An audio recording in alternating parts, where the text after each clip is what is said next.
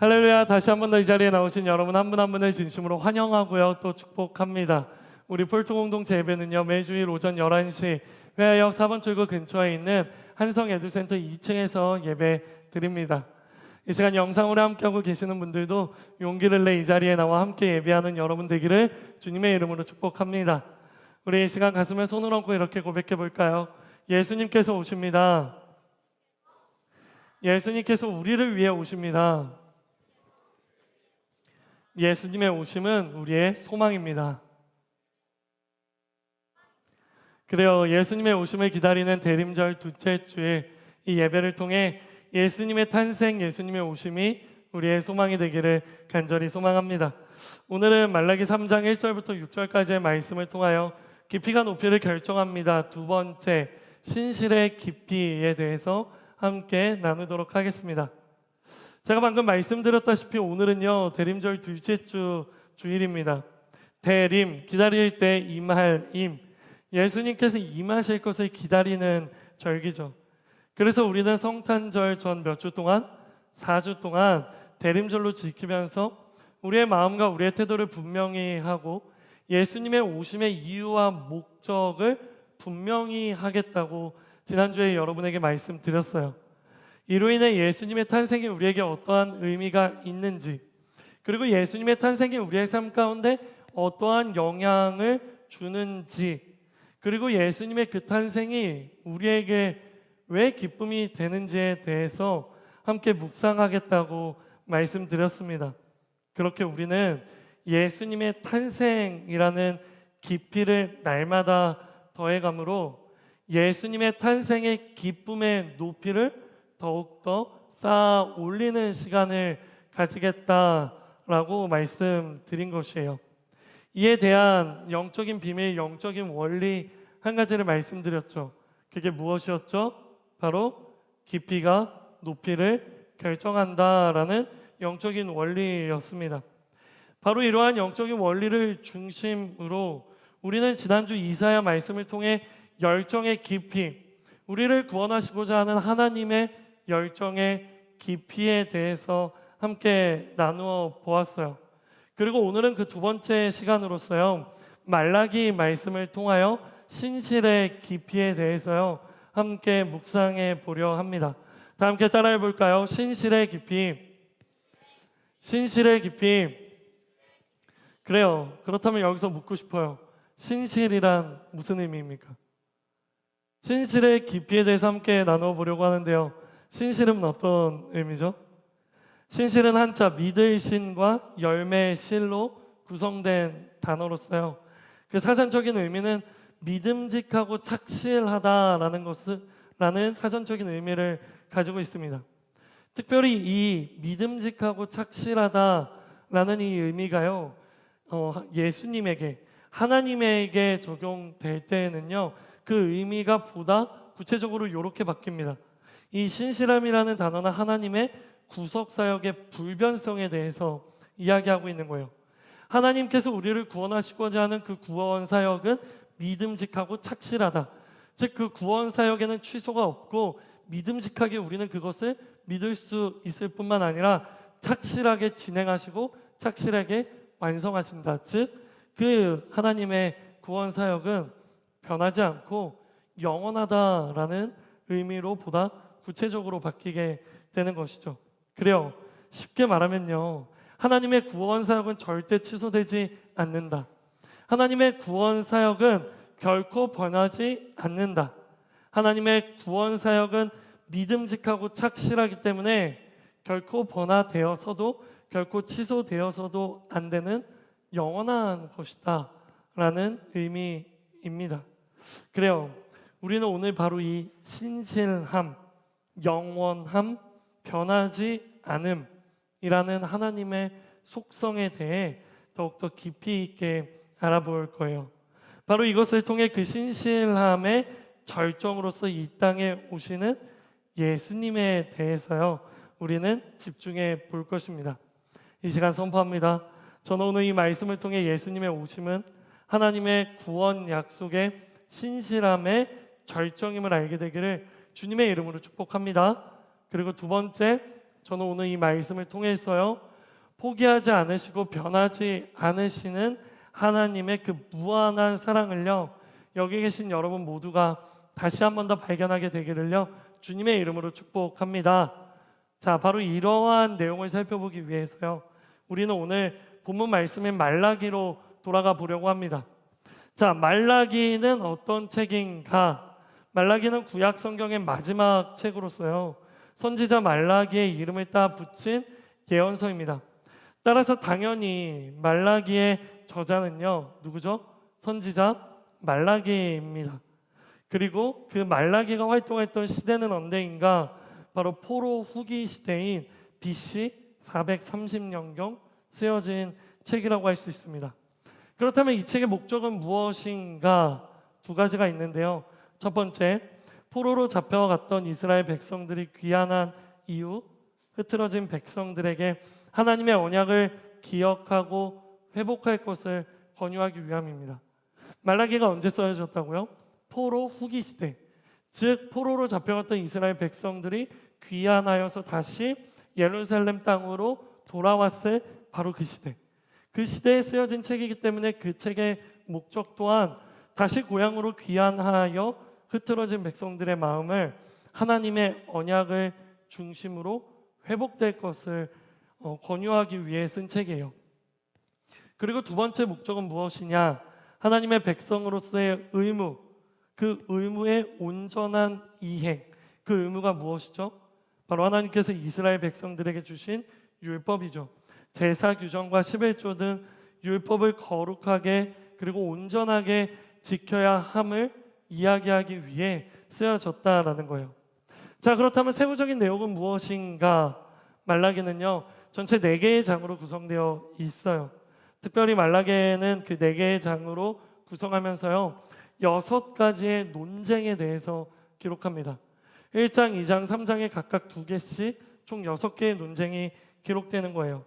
1장에서 첫 번째 논쟁은요, 하나님의 사랑에 관한 논쟁, 두 번째 논쟁은 하나님의 경외함에 관한 논쟁, 그리고 2장으로 넘어가서 세 번째 논쟁은요, 하나님의 신실함에 관한 논쟁, 그리고 네 번째는 하나님의 공의에 관한 논쟁, 그리고 3장으로 넘어가서 다섯 번째 논쟁은요, 회개에 관한 논쟁이고요.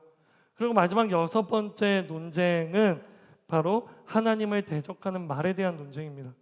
그렇게 6가지 논쟁을 1장과 2장과 3장에서 마무리하고요, 4장의 부록으로서 심판과 언약의 갱신에 대해서 기록한 이후 말라기를 종료합니다.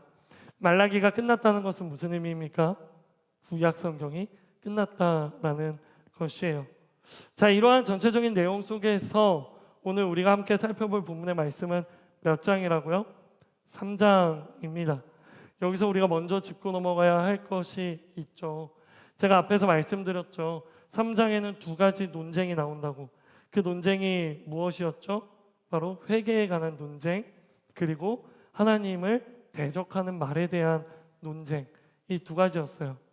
그런데 여러분, 여기서 우리가 한 가지 유의해야 할 부분은요, 우리가 오늘 살펴볼 말라기 3장 1절부터 6절까지의 말씀은요, 3장에 속하는 것이 아니라 정확히 말하면요, 2장의 마지막 부분과 연결되는 것이에요.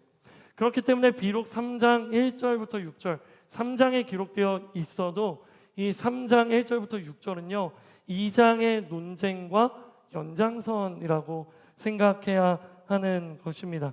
그리고 3장 7절부터가 비로소 3장의 주요 논쟁인 회개와 하나님을 대적하는 말에 대한 논쟁으로 넘어가게 되는 거예요. 여러분, 이런 생각 들지 않아요? 왜 3장에 기록됐는데 2장의 연장선일까?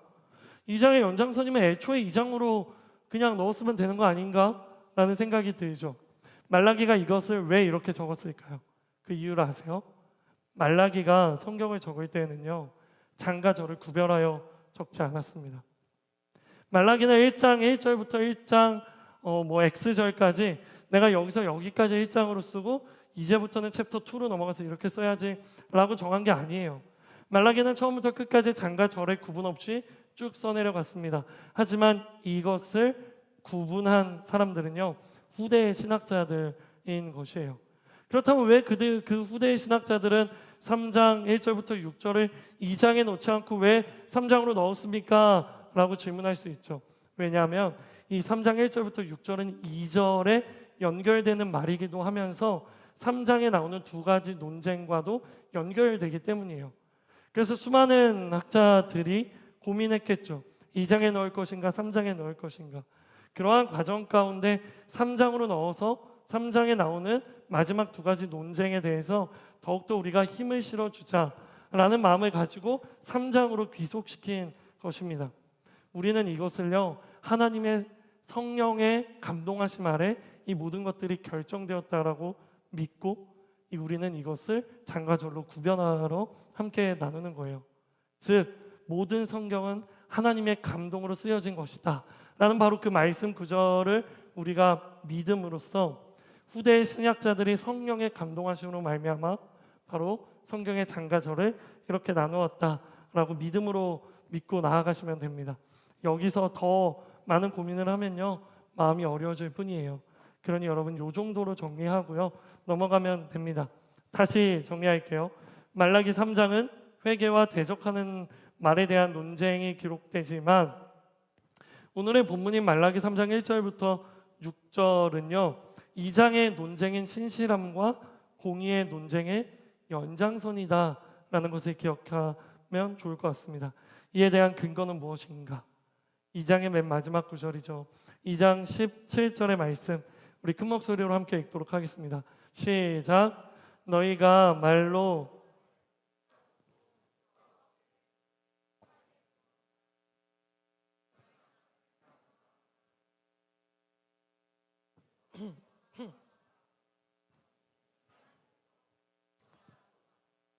아멘. 그래요.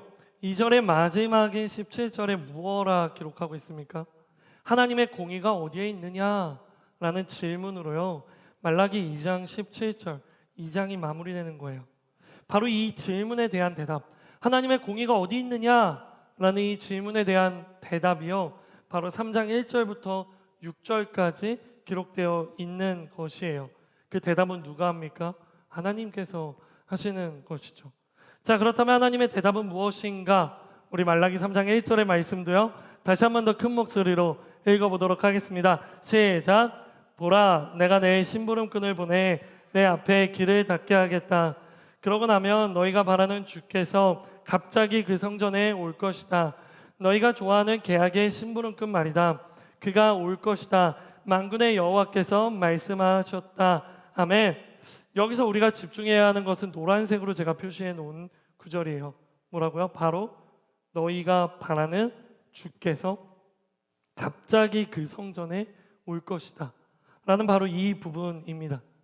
공의의 하나님이 어디 계시냐라는 그 질문에 대해 하나님께서는 주께서 갑자기 그 성전에 올 것이다 라고 대답합니다. 제가 하나님께서는 그 공의가 어디 있냐는 질문에요, 이렇게 대답하시는 거예요. 비록 지금 너희의 눈에 나의 공의가 보이지 않는 것 같을지라도 나는 나의 공의를 너희에게 보여줄 거야. 그 공의를 보여줄 때가 언제냐? 너희가 바라는 주께서 성전에 나타날 때, 바로 그때 나는 나의 공의를 너희에게 보여줄 것이고 너희는 나의 공의를 발견하여 나의 공의가 이 세상 가운데 세워지는 것을 너희는 발견할 수 있을 거야 라고 하나님께서는 말씀하시는 거예요. 사랑하는 폴트 공동체 여러분, 기억해 주실래요? 예수님의 탄생은 하나님의 공의를 바로 세우는 역사적인 사건의 시작인 것이에요. 뭐라고요? 예수님의 탄생은요, 하나님의 공의를 이 세상에 바로 세우는 역사적인 사건의 시작이다라는 것입니다. 그 이유는 예수님이 이 땅에 오셔서 하신 일을 우리가 묵상해 보면 간단하게 발견할 수 있습니다. 여러분에게 먼저 물어봅니다. 여러분, 예수님이 이 땅 가운데 오셔서 무슨 일을 하셨죠? 예수님이 이 땅 가운데 오셔서 행하신 일은 무엇입니까? 예수님이 이 땅에서 무엇을 하셨어요? 예수님께서 이 땅에서 오셔서 하신 일은요, 기억해 주세요. 악으로부터 승리하신 거예요. 뭐라고요?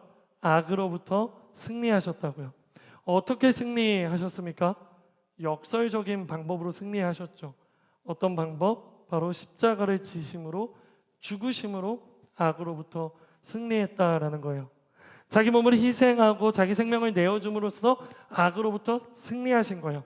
세상에 악이 승승장구하는 것처럼 보였지만 예수님께서 이 땅에 태어나시고 그 예수님께서 세상의 모든 죄를 짊어지시고 십자가에서 죽으심으로 승승장구하던 악의 세력을 무너뜨리며 악으로부터 승리하셨다라는 거예요.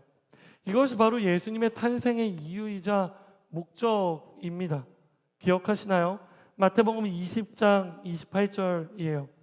인자가 온 곳은 섬김을 받으려 함이 아니라 도리어 섬기려 하고 자기 목숨을 많은 사람의 대속물로 주려 함이라.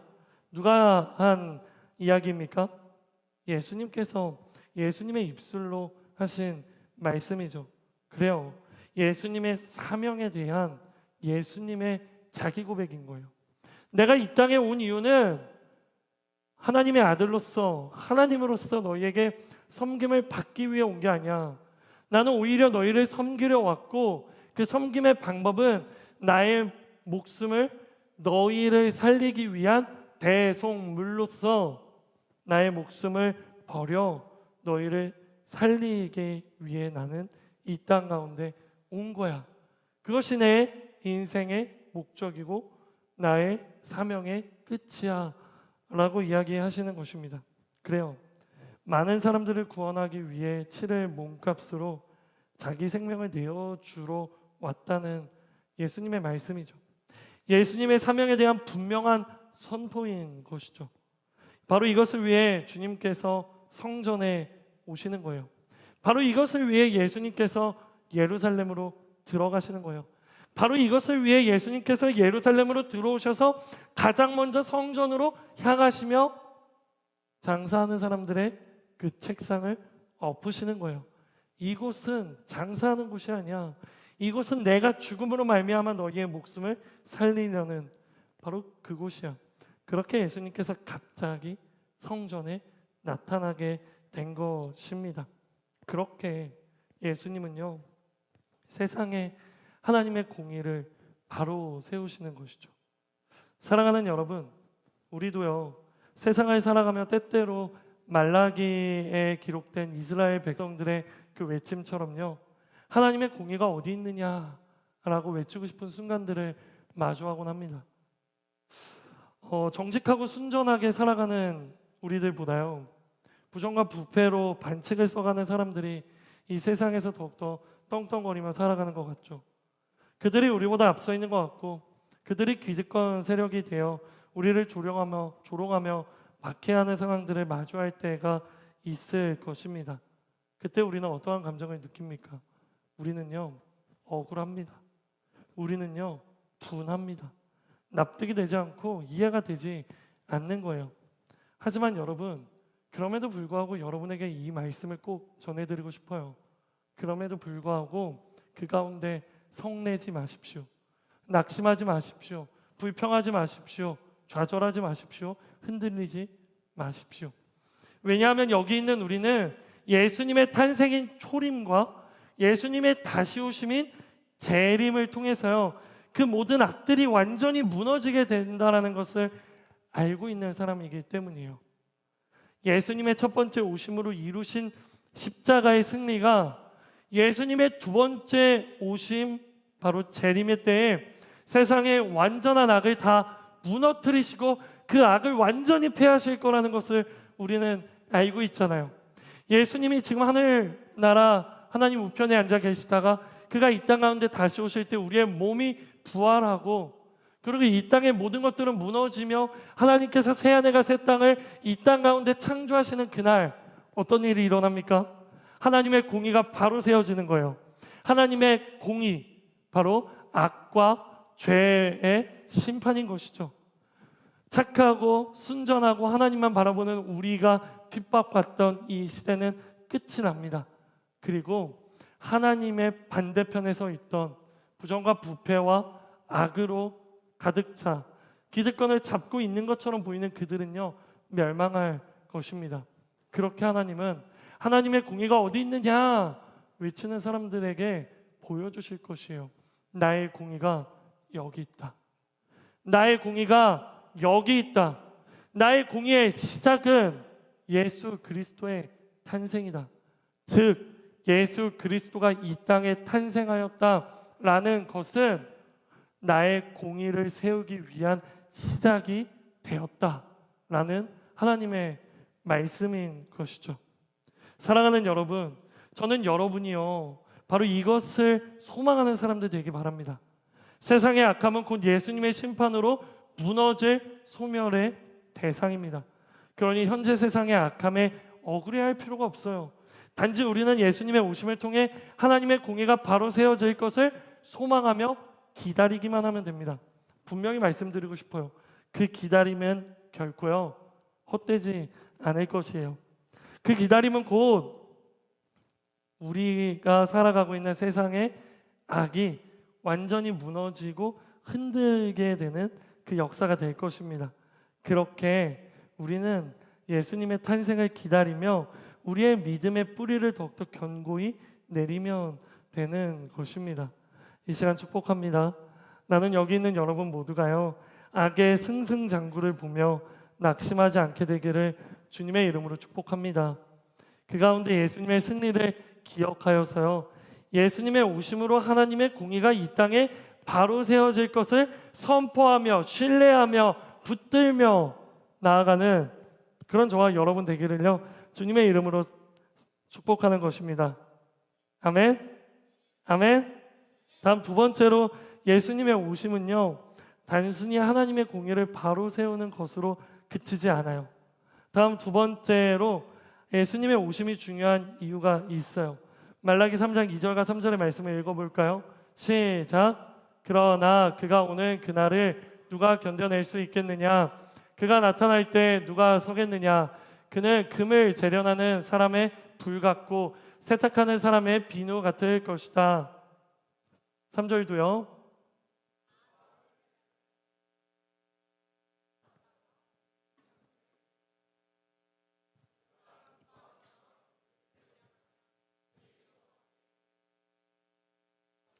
아멘. 자, 예수님은 어떤 일을 하신다고 합니까? 금을 재련하는 사람들의 뭐 같다고요? 불 같다고요. 세탁하는 사람들의 뭐와 같다고요? 비누와 같을 것이다 라는 엄청난 비유법이 등장합니다. 금을 재련할 때 불의 역할은 무엇입니까? 금에 있는 불순물을 제거하는 것이 불의 역할이에요. 더러운 옷을 빨 때 세탁하는 비누의 역할은 무엇입니까? 더러운 옷에 있는 그 더러움, 때를 없애는 게 비누의 역할입니다. 바로 이 불 같고 비누 같은 역할을 누가 감당한다고요? 예수님께서 감당한다라고 말씀하시는 거예요. 예수님은 은을 재련해 순전한 은을 만드는 사람처럼 레위 사람들을 깨끗하게 할 것이다 라고 이야기하고요. 하나님의 백성들이 결국 하나님께 의의 예물을 드리게 될 것이다 라고 말하는 거예요. 의의 예물이 될 것이다. 여기서 말하는 의란 무엇입니까? 더러움이 없는 순전한 금, 더러움이 없는 순전한 은, 때가 없는 깨끗한 옷과 같은 것을 말하는 것입니다. 이것을 더 쉽게 말하면 어떤 의미입니까? 기억해 주실래요? 예수님의 탄생은 더러운 죄를 씻겨주는 역사적인 사건의 시작입니다. 뭐라고요? 예수님의 탄생은 더러운 죄를 씻겨주는 역사적인 사건의 시작이다라는 것이에요. 그래요. 예수님은 이 땅에 오셔서요 우리의 죄를 씻겨주십니다. 어떻게요? 또 역설적인 방법이죠. 십자가를 지심으로 우리의 죄를 씻겨주시는 거예요. 기억하시나요? 예수님께서 세례 요한에게 세례를 받으시러 나오실 때 그때 세례 요한이 예수님을 향해 무엇라 외칩니까? 요한복음 1장 29절이에요.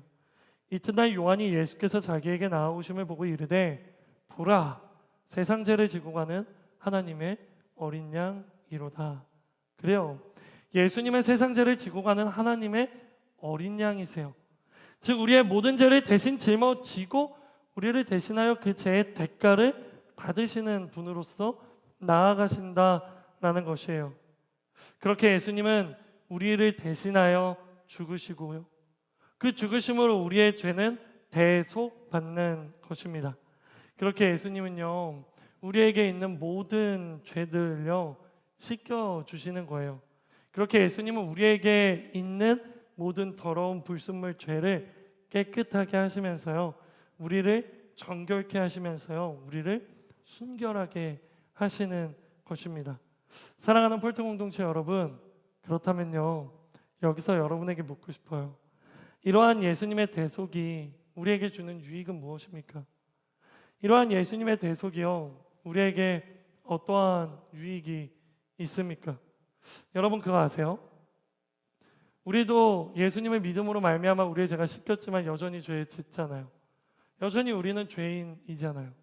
그런데 그 대속이 우리에게 어떤 유익이 있는가? 이에 대해서는요, 오늘 본문 4절을 통해 발견할 수 있습니다. 4절의 말씀 다 함께 큰 목소리로 읽겠습니다. 시작.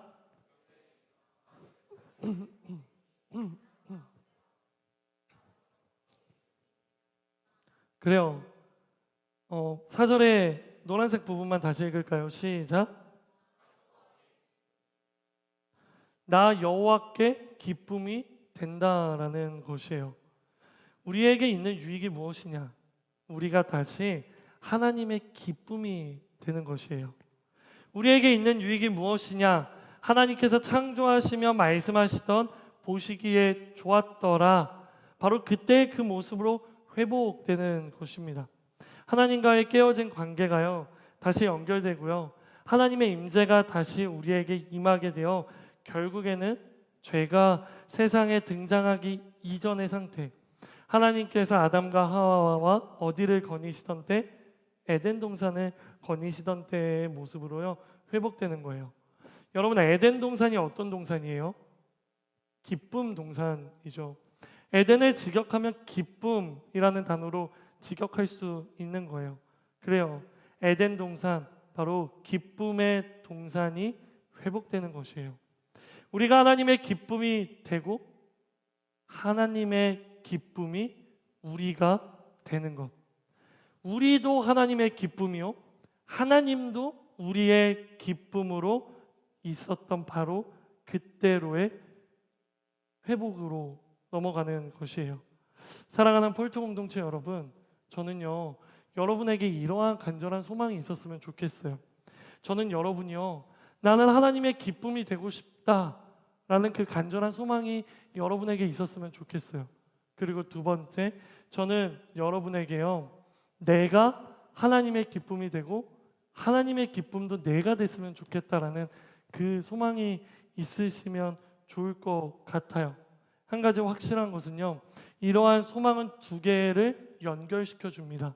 내가 하나님의 기쁨이 되는 그 소망은 하나님이 나의 기쁨이 되는 소망으로 연결되고요, 하나님이 나의 기쁨이라는 그 소망은 내가 하나님의 기쁨이 되는 그 소망으로 연결되는 거예요.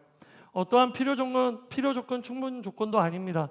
이러한 소망을 우리가 가지게 될 때 결국에는요, 서로가 서로를 보완해 주는 필요 충분 조건, 그 역과 그 대조에도 모두가 다 참인 바로 그러한 것들이 되는 것이죠. 사랑하는 여러분, 이 소망을 가진 사람에게 결국에는 쌍방의 관계, 하나님이 나의 기쁨, 내가 하나님의 기쁨인 아름다운 관계로 나아갈 수 있는 것이에요. 그래서 이 시간 여러분을 축복합니다. 나는 우리 폴트 공동체가요, 하나님의 기쁨이 되기 원한다라는 그 소망으로 가득 찬 공동체가 되기를요 주님의 이름으로 축복합니다. 그리고 우리의 기쁨이요 바로 오직 하나님 한 분이기를요 주님의 이름으로 축복합니다. 바로 이것을 위해서 예수님이 이 땅 가운데 오셨다라는 것입니다. 이제 말씀을 정리할게요. 결국에 하나님의 공의는 어디 있느냐라는 이 질문에 하나님의 답변은 두 가지였어요. 첫 번째, 예수님의 탄생은 하나님의 공의를 바로 세우는 역사적인 사건의 시작이다. 그리고 두 번째, 예수님의 탄생은 더러운 죄를 씻겨주는 역사적인 사건의 시작이다. 하나이다. 바로 이 두 가지가요, 하나님의 공의가 어디 있느냐라는 질문에 대한 대답인 것이에요. 그러면서 하나님께서는 마지막으로요, 우리에게 이렇게 말씀하세요. 3장 6절의 말씀을 마지막으로 큰 목소리로 읽겠습니다. 시작. 나 여호와는 변하지 않는다. 그러니 야곱의 자손들아 너희는 멸망하지 않는다. 아멘. 그래요. 저는요, 결국 이 6절의 이 부분이요, 하나님의 성품의 클라이막스라고 생각해요. 하나님의 공의가 어디 있습니까? 라고 묻는 사람들의 질문에 대한 대답의 클라이막스라고 생각합니다. 왜냐하면요, 누구나 좋은 마음을 가질 수 있죠. 누구나 좋은 계획을 세울 수 있죠. 누구나 선한 뜻을 품을 수 있어요. 하지만 한 번 품은 그 좋은 마음, 선한 마음, 그리고 그 의로운 뜻은요, 우리가 가질 수는 있지만 그것을 유지하는 것은 쉬운 게 아니에요. 내가 가졌던 선한 마음을 평생 영원토록 가지면서 살아가는 것은 쉬운 일이 아니죠.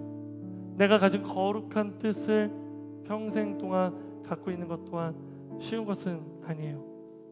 그런데 6절의 말씀에서 하나님은 분명하게 말씀하세요. 나는 변하지 않는다. 나는 결코 변하지 않을 것이다. 하나님은 이야기하시는 거예요. 너희가 나의 뜻에 순종하지 않아도, 비록 너희가 나의 마음에 계속해서 상처를 줘도, 비록 너희가 내 앞에서 동일한 죄로 계속해서 무너져도, 비록 너희가 세상의 기준에 맞춰 세상의 시간표를 따라 너희가 살아가고 싶은 대로 살아간다 할지라도 나는 변하지 않아. 나는 이 선한 마음을 포기하지 않아. 나는 너희를 위해 세운 이 거룩한 뜻을 결코 내려놓지 않아. 너희가 어떤 일을 해도 나는 끝까지 영원히 이룰 거야. 말씀하시는 거예요. 이런 이야기를 들으면 그런 궁금증이 생겨요. 왜 그럴까? 왜 하나님은 우리를 향한 구원 계획을 바꾸지 않으실까? 우리의 마음속엔 여전히 이기심과 욕심으로 가득 차 있고, 하나님보다 세상의 기준에 맞추어 세상의 외침에 흔들리며 살아가지만 왜 여전히 하나님은 우리를 포기하지 않으실까? 왜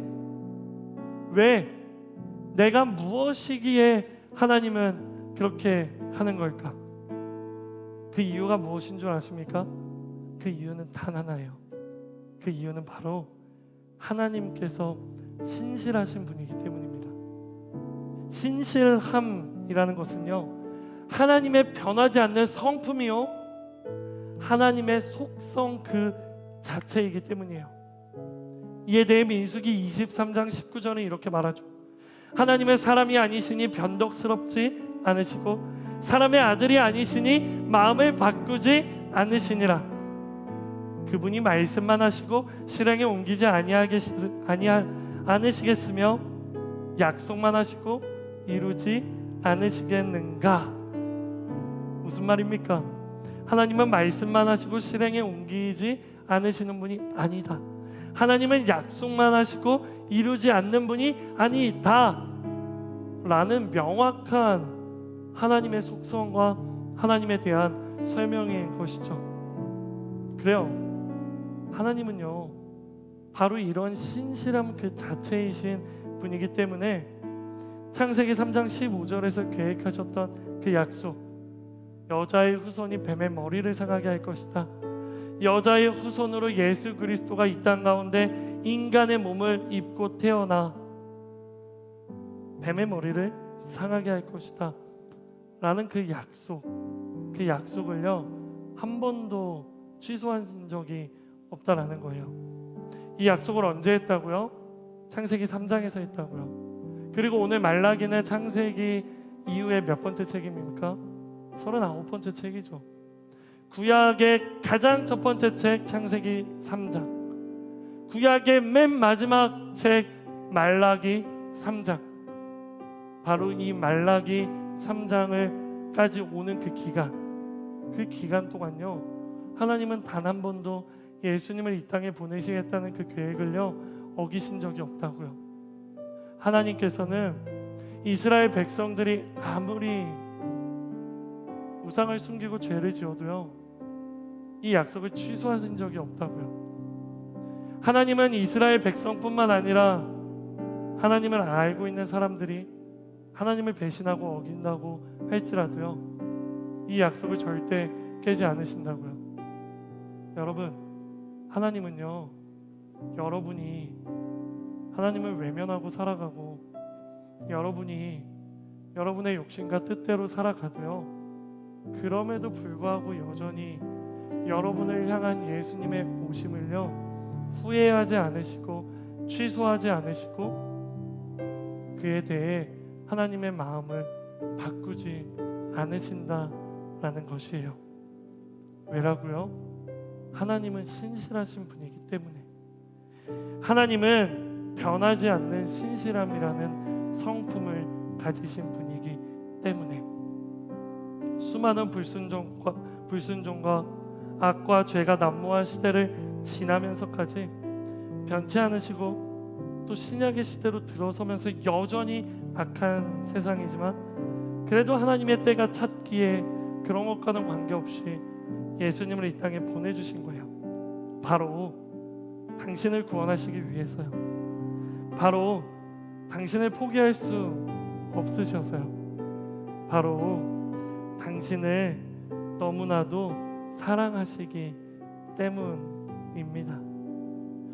바로 그런 여러분을 위해 하나님의 신실함은 오늘도 계속되고 있습니다. 바로 그런 여러분을 위해 하나님의 그 신실한 계획은 여전히 지속되고 있습니다. 사랑하는 여러분, 저는 여러분이 한 주 동안 바로 이 하나님의 신실함에 대해 묵상하는 한 주가 되기를 원합니다. 이 하나님의 신실함을 묵상한다면요 우리는 이전과 같이 살지 못할 거예요. 정말 우리가 이 하나님의 변함없는 사랑을 깊이 있게 묵상하고 깨달으면요 우리는 절대로 이전과 같지 않을 것입니다. 이 시간 마지막으로 여러분을 축복할 텐데요, 이런 축복이 여러분의 삶 가운데 또 이번 한 주 가운데 있기 원하시는 분들만 믿음으로 아멘으로 화답하십시오. 저는 여기 있는 우리 모두가 바로 이러한 하나님의 신실한 사랑을 깊이 있게 묵상하며 우리의 믿음의 신앙의 뿌리를 깊이 있게 내리는 이번 한 주가 되기를요 주님의 이름으로 축복합니다. 우리 이 시간 이런 마음을 가지고요 함께 기도하기 원해요. 여러분, 우리 이 시간 가장 먼저 기도할 때 이렇게 기도했으면 좋겠어요. 하나님, 하나님의 그 신실한 사랑을 내가 다시 한 번 더 느끼게 해주세요. 내 상황이 좋지 않고 마음이 좋지 않고 컨디션이 좋지 않고 하나님, 그럴 때에는 내 마음속에 하나님의 사랑이 느껴지지 않아요. 하나님의 사랑이 느껴지지 않아서 하나님의 사랑이 끊임없이 우리에게 부어지고 있다는 것을 우리가 인지하지 못하는 경우도 있었어요. 그러니 하나님, 가장 먼저요 내 마음 가운데 하나님의 신실한 사랑이 느껴지게 하여 주시옵소서. 내 마음의 공허함 가운데 하나님의 사랑이 부어 주시옵소서. 하나님의 사랑을 내 마음 가운데 부어 주셔서 그 사랑으로 내 마음이 가득 차고 그 사랑이 내 마음 가운데 계속해서 느껴지게 하여 주시옵소서. 우리 이 시간 가장 먼저 기도할 때 이러한 기도 제목을 가지고 주님 앞에 기도하며 나아가기